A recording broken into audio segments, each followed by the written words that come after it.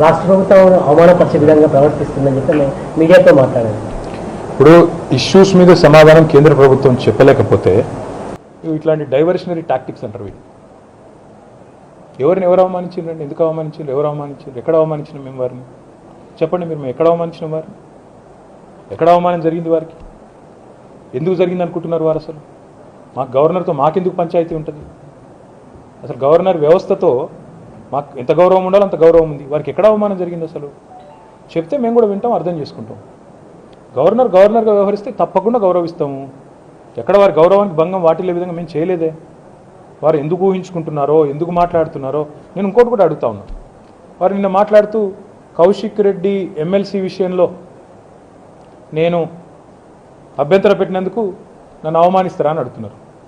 కౌశిక్ రెడ్డి గారిని వారు ఆయనది రాజకీయ నేపథ్యం కాబట్టి నేను అలౌ చేయలేదని కూడా చెప్పినట్టు నేను విన్నాను. నాకు చూడలేదు, పేపర్లో చూసిన.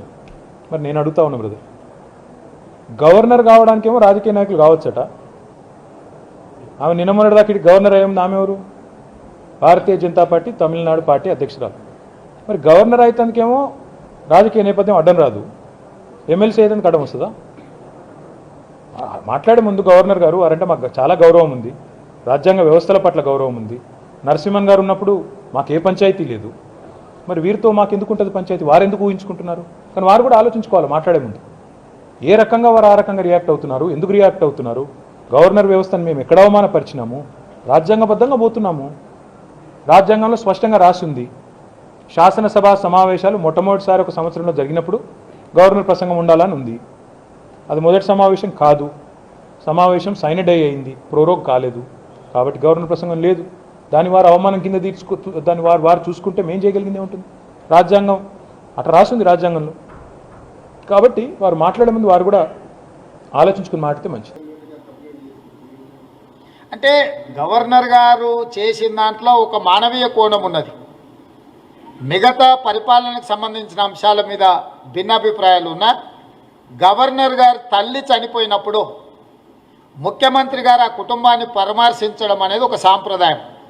రెండవది, గవర్నర్ గారి తల్లిగారి మృతదేహాన్ని సొంత గ్రామానికి తీసుకెళ్లడానికి అవసరమైన విమాన సౌకర్యాలను రాష్ట్ర ప్రభుత్వం ఏర్పాటు చేయాల్సిన అవసరం ఉండే. ఇది కేసీఆర్ గారి సొంత ఆస్తి నుంచో లేకపోతే ఆయన ఇంటి విమానాన్ని ఇవ్వమని అడగలే. రాష్ట్ర ప్రభుత్వం నుంచి ఇలాంటి కనీస సౌకర్యాలను ఏర్పాటు చేయాల్సిన బాధ్యత రాష్ట్ర ప్రభుత్వం మీద ఉంది. అందులో రాష్ట్ర ప్రభుత్వం విఫలం చెందిందంటే తప్పకుండా మనందరం కూడా ప్రభుత్వాన్ని తప్పుపట్టాల్సిన అవసరం ఉంది. గవర్నర్ గారు మాతృమూర్తి చనిపోయినప్పుడు ఈ రాష్ట్ర ముఖ్యమంత్రిగా వారి కుటుంబాన్ని పరామర్శించి సానుభూతి తెలపాల్సిన నైతిక బాధ్యత ముఖ్యమంత్రి గారి మీద ఉన్నది. పరిపాలన మొత్తం ముఖ్యమంత్రి గారి చేతిలో ఉంటుంది కాబట్టి వారి తల్లి శవాన్ని తీసుకెళ్లడానికి కానీ ఆ కుటుంబాన్ని వాళ్ళ సొంత గ్రామానికి వెళ్ళడానికి అవసరమైన విమాన సౌకర్యాలను కూడా రాష్ట్ర ప్రభుత్వం ఏర్పాటు చేయాల్సిన అవసరం ఉండే, బాధ్యత ఉండే. ఇంత బాధ్యతారహితంగా ముఖ్యమంత్రి గారు వ్యవహరిస్తారని మేము అనుకోలేదు. ఈ సంఘటన దురదృష్టకరం. ఇట్లాంటి సంఘటనలు భవిష్యత్తులో జరగకుంటుంటే తెలంగాణ గౌరవం పెరుగుతుంది. ఇప్పుడు వాళ్ళు తెలుగుని మాట్లాడుతారో అతి తెలివితేటలు మాట్లాడుతారో నాకైతే తెలియదు.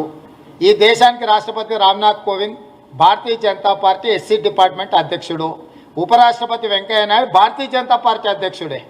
వాళ్ళిద్దరికి ఓటేసి గెలిపించిందే ఈ రాష్ట్ర ప్రభుత్వం కేసీఆర్ కేటీఆర్. వాళ్ళిద్దరు భారతీయ జనతా పార్టీ నాయకులను తెలియకుండానే ఓటేసిండ్రా. వాళ్ళిద్దరు కూడా భారతీయ జనతా పార్టీ, ఒక ఆయన అధ్యక్షుడు, ఇంకొక ఆయన ఎస్సీ డిపార్ట్మెంట్ అధ్యక్షుడు. అట్లాంటి వాళ్ళకు ఓటేసి వచ్చి మళ్ళీ ఈడికొచ్చి గవర్నర్ గారు బీజేపీ నాయకురాలు అసలు ఏం మాట్లాడుతున్నారు? వాళ్ళు ఏమైనా బుర్రుండే మాట్లాడుతున్నారా? కాబట్టి వాళ్ళ అవసరానికి రాజకీయానికి వినియోగించుకోవడానికి ఇట్లాంటి తలాతోకలేని సమస్యలని సృష్టించే ప్రయత్నం చేస్తున్నారు. మేము వ్యవస్థల్ని వ్యక్తులతో సంబంధం లేకుండా వ్యవస్థల యొక్క గౌరవాన్ని తగ్గించకూడదు, కించపరచకూడదు. వ్యవస్థల్ని గౌరవించడంలో కాంగ్రెస్ పార్టీ ముందుంటుంది. హాయ్ ఫ్రెండ్స్, మా టుడే టుమారో యూట్యూబ్ ఛానల్ చూస్తున్నందుకు చాలా థ్యాంక్స్.